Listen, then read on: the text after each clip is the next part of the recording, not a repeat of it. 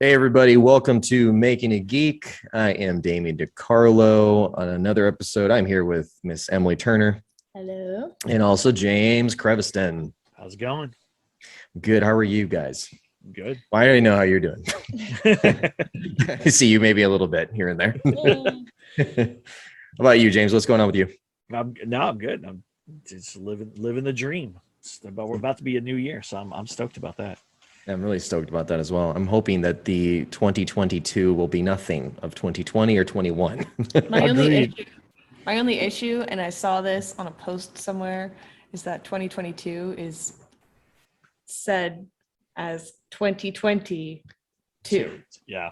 No, It's I don't want it's a that. reboot. The second I read that, I was like, oh, please, no.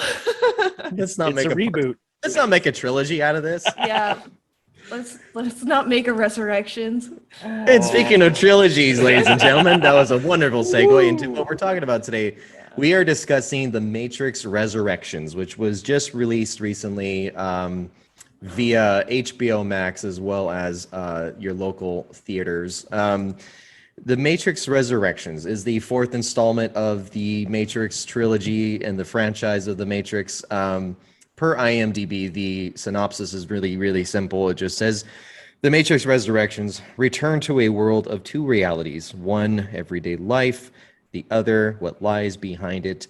To find out if his reality is a construct, to truly know himself, Mr. Anderson will have to choose to follow the White Rabbit once more.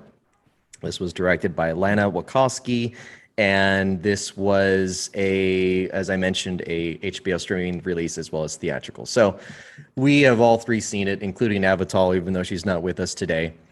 And we definitely want to dive in on this wonderful review. And Sorry, Emily's having a lot of fun with her The juice. green screen juice. Look at this. The So green funny. screen juice. That's funny.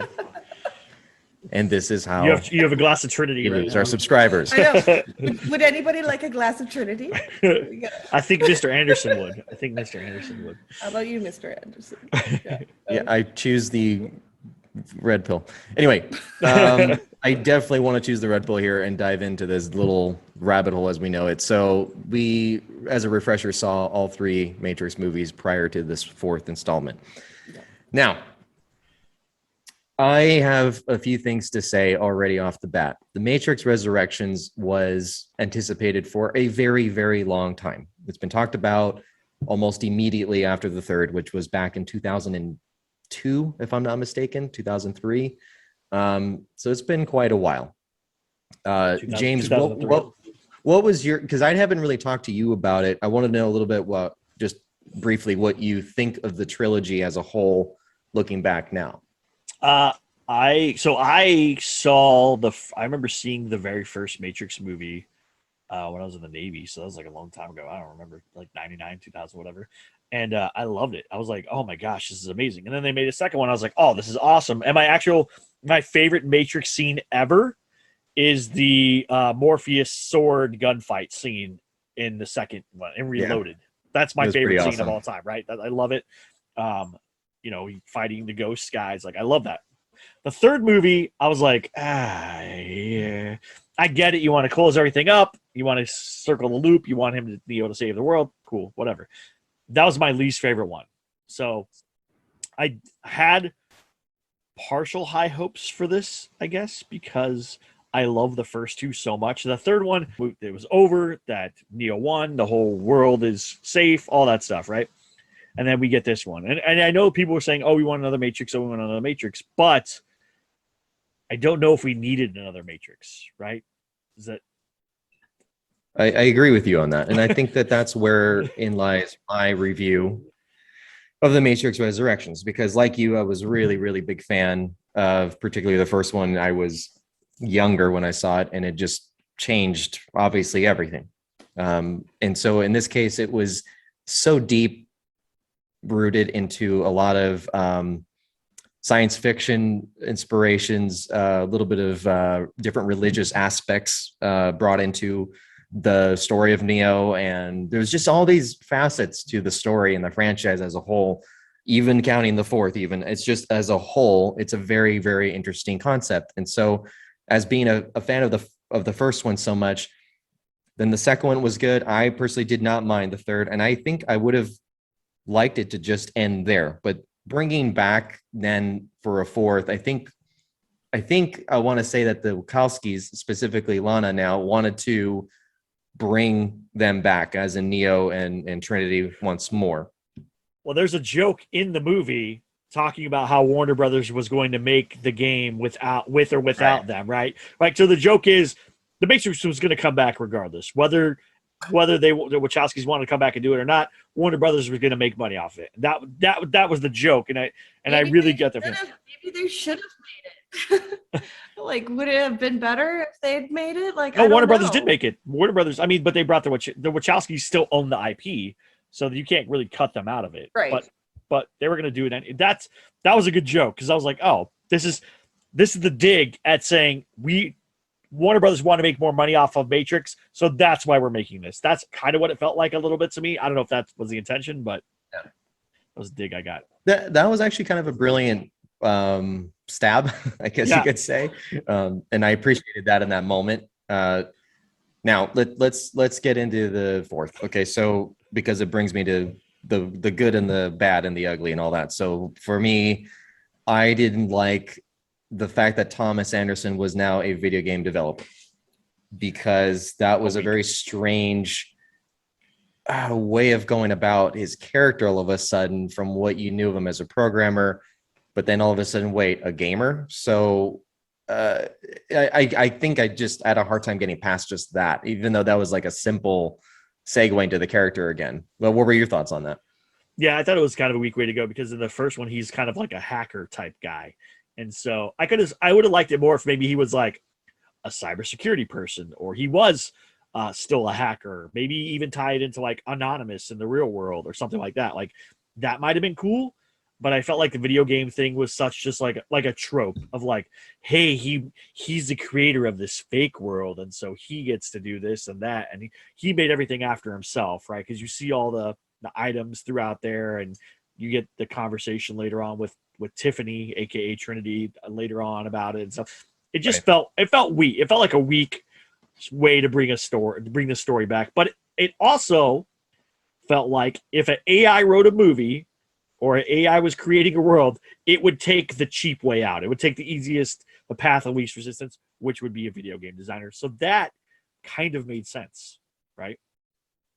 Yeah, I can see where you're coming from on that. I didn't think of it in that way, but so what I did think about was this was going through my mind. So we're seeing him back again, obviously a lot older, but you see him in the real world. He's doing the real world things again. A lot of presence of blue pills, a lot of presence of blue things, as in, Neil Patrick Harris's glasses and other things that you've noticed that were very evident of the real world, real world, I guess you could say, in the Matrix. So I know that's a little confusing, actually. What I meant to say is just the Matrix world, but that would be perceived as their real world. But then when Jonathan Groff came in as Agent Smith, so I weird. think him just screaming Mr. Anderson yet again, I couldn't help but let out a bit of a sigh, like, here we go again. Like, it felt like, why is this replaying this way? And then why are we getting a less effective, less executed Morpheus as an actor? I didn't buy it. I just didn't see it, and I didn't like it. So I would say that I think those things suffered right away from me, and that wasn't even in post review. This was as I was watching it. So wasn't crazy about the new Morpheus. I didn't get the why different versions. I just didn't really like. And so the aspects of these newly introduced things was weird for me in the moment while watching. What were your guys's, you, Emily, and James, what were you guys thinking during just the first 20-30 minutes into it? I'll let Emily go first. I was excited a little to see where this concept was going to go, but it almost seemed like a gag film for a lot of the beginning, where they're throwing in a lot of jabs to Warner Brothers, which is really weird because they're the ones that made it. So they're like, haha, guys, we can make fun of ourselves. Look, we're dirtbags and we know it. And it's like, okay, cool, that's weird. Taking the concept of the Matrix though, and then making it be that, you know, Neo had apparently created this entire video game, and that explains the entirety of the universe and how people know it. And then taking the even cheaper way out of just utilizing previous film like cuts, like just bits and pieces of the film, and just putting that on like a projector somewhere or on a TV. And it's just like, this is a really weird way of like portraying a video game, because clearly that does not look like a video game, first of all. And it doesn't, it just seemed like a cop out to them actually creating a video game. You know, I think it would have been really interesting if they had actually done more imagery to relate to like a video game character. Like, you know, I think of Bandersnatch. Did you ever see that from Black Mirror? Yeah. You know, when they're incorporating that video game style, it's like, it's very obvious that it's a video game, but then they have that tie into, you know, you're in control, etc. I don't know. I just thought it was really, it didn't line up with the other three. Yeah. Well, there was a Matrix video game. There was a Matrix MMORPG that was out for a while, Matrix Online. And so they could have easily tied that in there, right? I played it for like a year, I think, and it was okay. It never did as well as like World of Warcraft or any of those other kind of games, but they could have definitely used that, right? They could have definitely referenced that material, that IP, or even the Enter the Matrix video game, or a couple other things that they did. They could have even brought in the Animatrix stuff to show.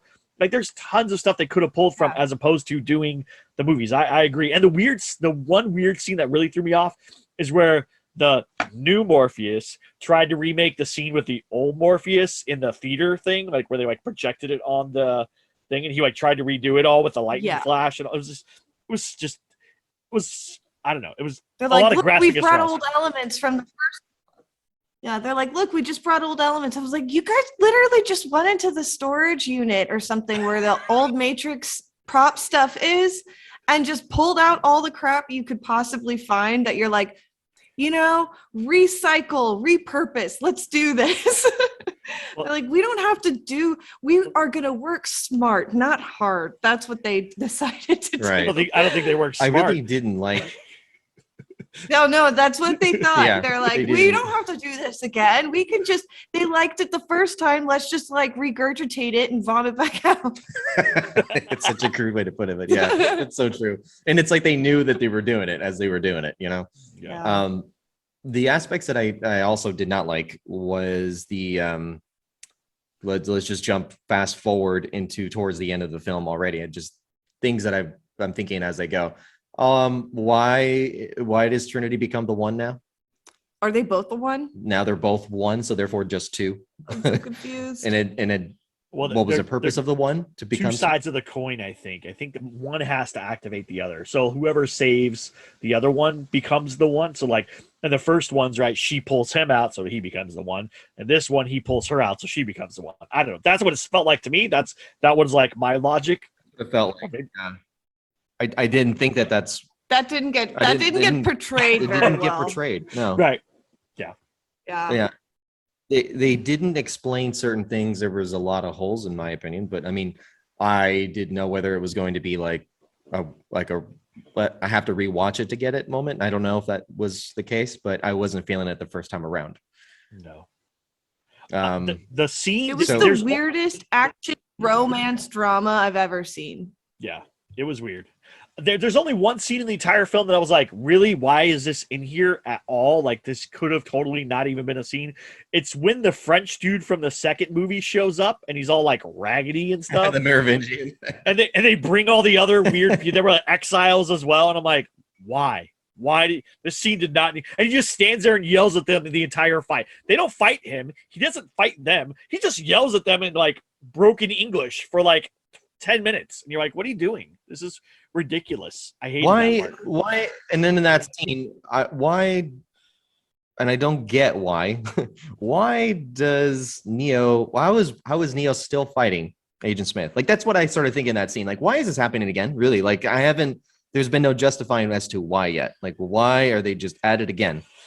It's been over. It's been done, right? Okay, I have two follow-ups to that. Okay. All right. First of all, what was the point of even Neo like being the hero again? But it's all about between him and Trinity. It's all about rescuing Trinity, and it's all about them making sure that they're back together. But there's no like imminent danger. You know, like there was nothing inherently wrong with his way of life. I mean, yes, it was on a cycle, on a loop, but like it wasn't like the end of the world was near for Zion or wherever this new place was. And right. No, and in fact, they were working together with the machine. So therefore, then my complaint was, then what's the issue? Right, but why is there other machines that don't like it? So I was confused on. I was like, what's the actual conflict here? I get the rescue mission, but that's just a rescue mission. They've done this in the other films before, right? But you know, when they're trying to get Morpheus out from being, you know, beaten the crap out of from the agents and stuff, and it's like, okay, we get it, but that's not the whole film. You know, the whole film is them trying to get Neo to be, you know, realizing what his purpose is or whatever. And I don't know, so there was that, and including that part, Niobe, you know, her position on like, we've been here peacefully for the last 60 years, you know, it was very divisive in Zion, and the people that wanted to have a life that coexisted with the machines, you know, we all moved here and now we're living happily ever after. You know, how are you gonna do this and put our lives at jeopardy? I'm like, how? In what way? Yeah. I didn't get a single example of what they were in danger from. Yeah. There was nothing. Like, are the machines gonna retaliate again? Like, there was nothing about the machines this time, really, at all. It all had to do with like the new architect, you know, Neil Patrick Harris. Yeah. And it was like, I thought he played a really good architect, but it was like, that was all what it was about. You know, he was like, I'm the new fresh young face of this matrix, and I'm going to do what I want. And I need these two people to be generating energy just close enough to do it, but not actually touching. It's like, okay, great. But like, what are you going to do about it? Because at the end, all that happened was Neo and Trinity come flying in through the wall, and it's she like slaps him up. She slaps him up, dude. She's like, we're gonna do what we want. We're gonna make it our own matrix. And he's like, fine, paint the sky with rainbows. And she's like, you know, I like that idea. And that was it. And I'm just like, what is this? What do you mean you could are you a programmer now? Can you somehow change the matrix? I thought that was all part of the architect's gig. Like, how is it that he's still alive? Didn't he get blown up by Mr. Smith? What was the point of that entire scene where he comes in out of nowhere and he's like, I've come here to rescue you. Now our beef is over and I'm leaving. All of a sudden, I was like, the what alliance. was the point of fighting earlier then in all of those other scenes? And nothing led up to that alliance. Nothing. It was just out of nowhere. I feel like saving your ass, so here I go. Yeah. So the point is that the after the third, it was confirmed towards the end that it would be rebooted, that it would happen again because there was different predecessors of the one. So that's where the third, I was left knowing they would reboot the Matrix eventually. They should have left it to so if they did reboot it, then they should have rebooted it. And if there's other versions of the one, they should have brought in a new person and told a new story. Then they shouldn't have brought the same characters back. Right? I'd have been okay if they would have started with like, now we have a new like we have a new Captain America. Now we have a new Neo, and this is how he's just going to destroy this version of the Matrix. But it was left to where we wouldn't have to see another person. It could have ended in the third, knowing that it would have just rebooted again in another way. This weird happy ending thing was strange. I thought it was a good ending the way it ended in the third one. It was beating a dead horse. They're like, now they're super happy. She's not in a loveless marriage with 2 children. She's with Neo. It's like, what? Okay. And everyone else in the background who's been like beaten and bloodied to get them together is like, thanks. Yeah, I We mean, did this for you guys. What are you gonna do for us now? Can And they're we like, state- we're gonna do what we want. can we state the most obvious and the most important thing of this whole film? That Trinity's a homewrecker. She left her husband and 2 kids Neo's to be a with homewrecker, Neo. And yeah, and she probably didn't like herself being called Tiffany. Was it Trish? Or I mean Tiffany, sorry. Did I say Trinity? I meant to say Tiff or Tiffany. Trish or something. Tiffany, I think yeah, it's Tiffany. Tiffany. It's Tiffany. It's like Um, Tiffany. I hated that name, and you're like, okay, come on, guys. Like, it was. I don't there's know. a couple of reviews that are from the critics that I wanted to read, and this is what we did last time when we reviewed the Eternals. The question Emily, isn't- do you want to get some of these right here, the Rottens? Yeah. The question isn't whether this movie was necessary. It wasn't. That was by John Wenzel of Denver Post. Yeah. The Matrix Resurrections is a recycling dump of murky effects, indifferent action, and a crazily cluttered, relentlessly repetitive narrative. It's Groundhog Day in cyberpunk. It's very well put. That's actually a really. That's perfect. That is a perfect analysis. That's a way to put it. Yeah. Yeah. Yeah. Yeah. In your opinion, James, and I'll ask you this eventually as well, Emily. What do you think? And I think I know what your answer will be, Emily. But James, what do you think would have improved this? I think a whole different story. Like honestly, they should have if they're gonna reboot the Matrix and saying this is a reboot of the Matrix, right? We're starting the Matrix over. Why not give new characters all the way around? Especially if you're replacing some of the seminal characters that we loved, right? You're replacing Morpheus, right? He's gone. He doesn't exist anymore. You're replacing Agent Smith. He doesn't exist anymore, right? And not in that version. Why not just, if you're going to replace 2 of the big characters, replace all the big characters and make them all new people. And that now we're going into a new world where the Matrix has been rebooted. The Neo that we knew before no longer exists. There's still the urge because that thing exists in the Matrix. And let's see how these new characters take it on. And yes, you could have a Niobe to tie it back, right? To say when the Matrix was rebooted, all these versions of these people died, right? And now there's these new versions, Right. And she would have been surprised. I never thought I'd see you again. I saw you, the old version of you, and now there's a new version of you, and this is amazing, right? That could have been a cool scene to do, but Right. the way that they did it, I didn't love it. I don't know. I kind of have a different opinion on that. I don't know how many. They can't take a Doctor Who approach with this and have like a new Neo every time. They're like, let's make the Matrix again. I just think, the purpose of it, what might have been interesting is trying for like a prequel series. I'll get to my point, but yes, I'm agreeing with that. That would have been more interesting to see how maybe they do a series or at least a first film on the very first version of the Matrix. Let's see who the very first Neo was, And I know that the architect in the past had said already, every time we had a version of the Matrix, like Zion died or whatever until that last one. But I don't know, maybe it's about Trinity, or if it's about a young Morpheus or something, that would be interesting, or a young like how the Oracle came up. I don't know, any of these other characters are interesting enough. I said this to Damien earlier. My favorite character in that film was Priyanka Chopra. I thought she made a fantastic Sati. I thought that was like a really good character. How about she becomes I was like thinking all of these other ideas of like, does she become the Oracle? Because she like lived with the Oracle. Does that like transition kind of happen? Is that, where's her character going? I wanted to know about that. Like, I get that they are going to live a happily ever after, but what's rest for the other characters, Should you be writing and these? the other thing too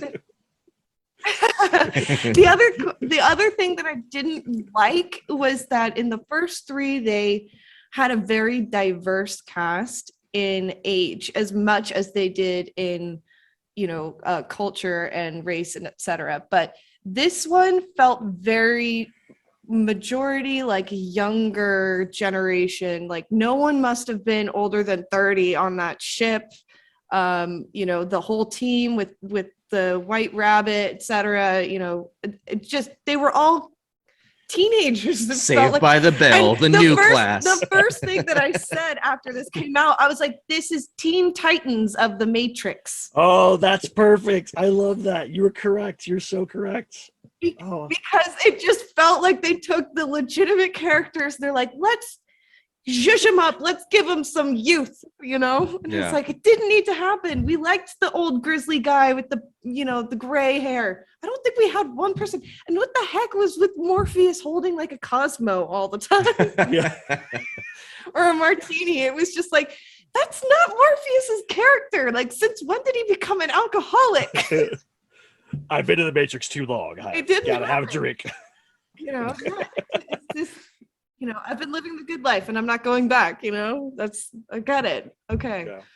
I don't know. It was very strange. I like your ideas, anyway, but I think a prequel with them even establishing how the Matrix was started would have been awesome too. Like where the original war happened, how that happened, and then how the original Matrix was established. How was the architect created? Who made the architect? Like there must have been a before the before, right? Like that's. Yeah. I love that idea. Did he just come out of thin air? Okay. Listen up, Warner Brothers. This is what I was realizing about when reflecting on Resurrections. I have a version that I thought was going to happen as seeing the trailers were, going on and all that. Then I realized it's what I wish I could have made happen. So what I think this should have been, and this is just in my own, if I were to be sort of writing this had to do a fourth film, I imagine, because I've seen The Matrix many, many times, especially the first one, you'll recall that there was a part where Morpheus said to Neo when he was just waking up into the real world, he said something to the degree of there being a predecessor, and he said there was someone that we unplugged that could change the Matrix as he saw fit, and he was the first to free us. And we never really ventured more into that. And so I know that I was thinking, wait a second, this could be a genius reboot that could be a prequel and a sequel at the same time, where you're going into what could be a past rebooting of a one that is undefinable or we can't really identify who this guy is. And Morpheus is trying to figure this out, like as a young Morpheus, like, holy crap, this is the guy that can change everything. And then mysteriously maybe disappears. And then that's what he's searching for all his life, this Neo. That's where I thought this was going. And all the while, this Neo that we're watching in Matrix 4 would be, wait a minute, I'm having memories of everything that happened through Matrix 1 through 3. So what is this I'm understanding here? Oh, I'm waking up here, but wait, I'm getting it. I'm the one for later on, so to speak, like kind of like I'm preliminary rebooting everything so that they can search for the one. That's what I thought it was going to be. That's where I thought it was going, because without that, then what's the point of just having this story again? I guess it's just to give yet again Neo and Trinity yet another happy ending. I like your version too. I want to watch that one now. That's the one I want to see. Okay, I'm in. I'm 100% That's the version we want made, Warner Brothers. Both actually, of these that's versions. good because you're right, because there was the young cast, so that would make sense, right? That would have also, I don't know why I didn't think of that, but like a young Morpheus looking for Neo, right? So we haven't met the old Morpheus yet, right? But we see the young Morpheus and his young crew, and they're coming. I love that. I would 100%. I would rather have watched that. I'm into that. That's at least in my writing brain what I thought would be the wise move and where I thought they were going, but I didn't think it was going to be like this. And that's where my complaint is that you really just regurgitated everything for nothing. Like there was no other reason other than the fact that you just wanted an excuse to just make yet another cash grab for the Matrix, but it didn't work because people don't like it. The reviews are really not great. I'm looking right now at Rotten Tomatoes. We're at a very minimal 64% of fresh, which is typically not the case when a movie's first released. When it's first released on Rotten Tomatoes, you get about 100% to 90 until the user reviews, the audience starts setting in, then it starts leveling out to like maybe 70 to 40 ratio. This case, it's bland in between, 64% tomato meter, 63% audience score, and this is within the first week of its release. Like, it's pretty lame. It's actually pretty lame, and I think people know that they're not going to be taken for fools yet again. Well, the question is, did the Wachowskis know that was gonna, or Lana know that was gonna happen? Because they make all those jabs when they're pitching the new Matrix, right? And they're doing. So, is that what was Lana like? I have to make this movie. I'm contractually obligated, so I'm gonna jab it to let everyone know. I know this is a cash grab. I know this isn't gonna be as good as it could be, but I'm gonna give Warner Brothers what I told them I would give them. You're going to get a Matrix movie, and we're all going to walk away satisfied, kind of satisfied, a little happy, a little unhappy. It's okay. Right. That's what it felt like. Yeah, I think she knew it. I think she knew what she was doing. I think it was just like, I have to make it, and I'm going to make it, and I don't care what happens. She's going to make it an hour too long. That was another thing. It took so long for this movie. For the same drawn-out rescue mission. The whole thing was one. It could have been like a 5-minute. Like, we're gonna go get her. Great, cool, let's go. If you had to make it this way, if you had to go about doing it the way we just did, seeing this Matrix, the fourth film, you remember and recall the Animatrix, right, James? Yes, I love the Animatrix. I think I have it on DVD somewhere. Just make this yet another short story. Bam, yeah, that's it. If you're going to do it this way, make it like that. And just make it the Rescue Trinity, right? Make that the thing. Rescuing Trinity, like Neo rescuing Trinity. Like that's it. That's all you need. 30 minutes max. They could have done all that in 30 minutes. Yeah. And I would have loved to see another Animatrix series, like Animatrix 2 with like 4 different stories or something. With with the young Teen Titans of the Matrix. Yeah, which is fine. Put it in that, put in the lore, the rest of the lore of, Matrix. Don't get our money, which they know they did. Take us to the theater or our HBO subscriptions to just watch something we've already seen, and they know that they did. They know that they're going to get us for that first run. They just know it. They counted on that money, and I think that they made fun of it, knowing that we're going to get our cash for the first round, even if they don't like the second round.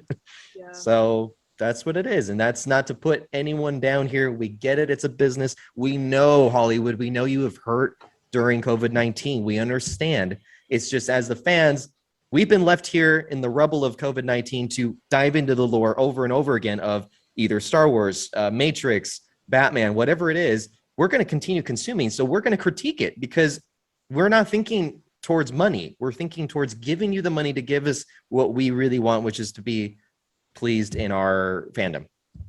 That's 100% correct. I mean, that's why I'm excited for Boba Fett for the exact same reason, because I know, like, they're gonna get my money. They know I'm gonna watch because I love Star Wars. Get our money for Book of Boba Fett. Yeah, they are. And it's gonna be worth it. That's gonna be worth it. It just came out, but yeah, yet again. And I know that they do.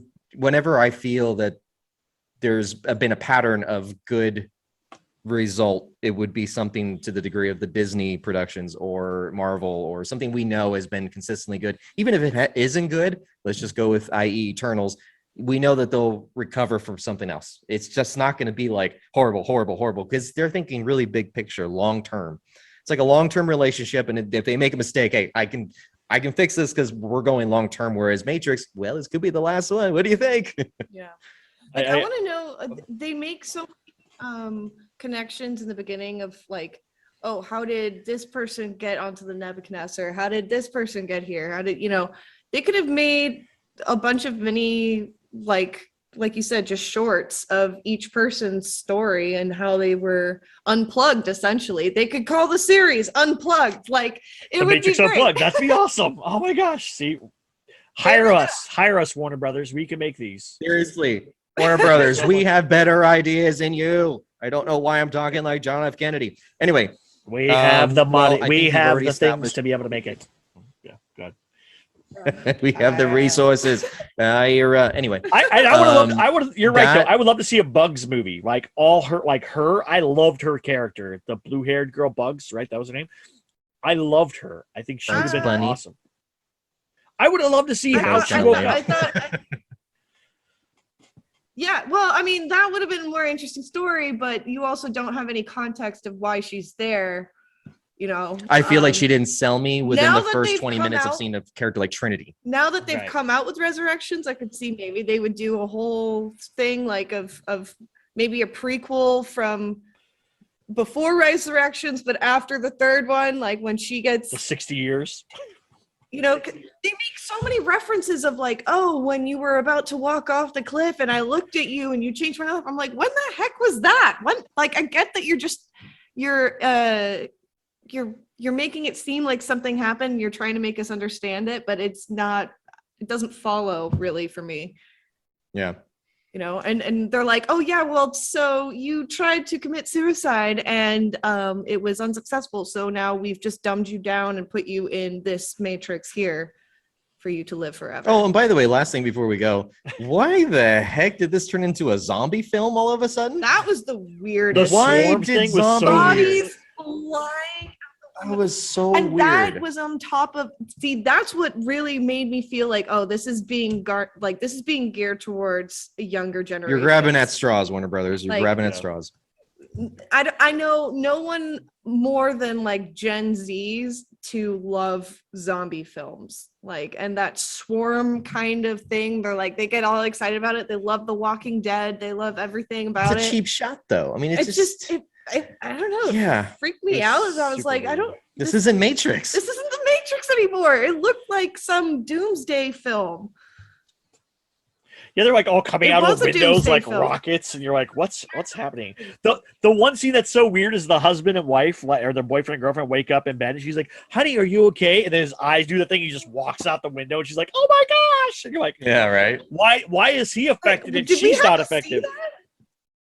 Yeah, Did we have to see that? It was completely unnecessary. There was another, whatever, 15 seconds of the film they could have cut out. The producer and the director were reading the script. They're like, needs more violence. Yeah. Just to throw people off the How do building. how do we really mess people up after this? And not in the psychological way that we did before, but in like the seriously messed up mental way. Mental way, yeah. Yeah. But anyway, I think that pretty much sums up what we were thinking with as a whole. Yeah. Just push them off the cliff is what they were aiming for, cheap thrills. But in this case, I will say this didn't need to be made. I don't want to pretend it doesn't Wait until exist. it's free on HBO or whatever. Yeah. Do not pay a dime for it. It is not worth your money, especially not to see it in theaters. But James, if you were going to give someone your recommendation to someone, if they asked you and said, "Hey, James, you have a really nice profile. You have nice skin. By the way, should I be going to go see The Matrix Resurrections?" What would you say? I'll say if you like the first 3 movies, just leave it at that. Just walk away. Just walk away. Go watch the Animatrix. Go do that instead. Fair enough. Emily, in like manner, if someone came up to you and was like, "Hi, you were so gorgeous and you were like a supermodel and just so fun. Should I go see like The Matrix Resurrections?" What would you say? It would be much more preferred to poop in your hands and clap.